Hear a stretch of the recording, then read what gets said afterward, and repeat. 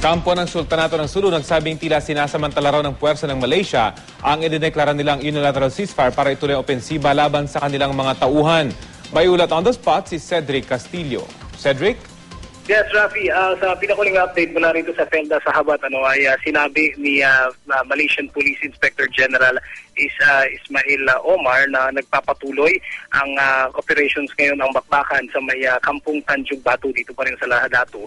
Samantala, kaugnay niya na pinag-aaralan pa raw ng kampo ni Sultan Jamalul Kiram III kung ililis na nila ang cessation of hostilities at unilateral ceasefire o yung tigil putukan laban sa Malaysian forces.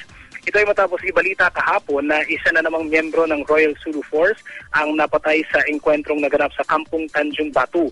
Umakyat na sa 62 ang bilang ng mga napatay na tauhan ni Kiram dito sa Sabah. Noong isang linggo ay nagpatawag ng unilateral ceasefire si Kiram sa gitna ng patuloy na paghahanap ng Malaysian forces. Sa anila ay 50 na lamang na natitira mula sa RSF. Nakausap din natin ngayong umaga sa telepono ang tagapagsalita ng mga Kiram na si Abraham Ijirami at ayon sa kanya ay sinasamantala raw ng Malaysian forces ang cessation of hostilities na ipinatupad ni Kiram.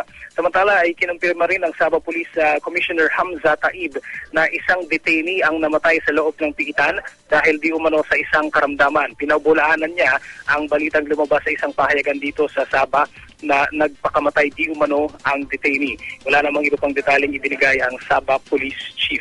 At yan ang pinakasariwang balita mula rito sa Felda sa Habat. Balik sa inyo, Rafi. Maraming salamat, Cedric Castillo.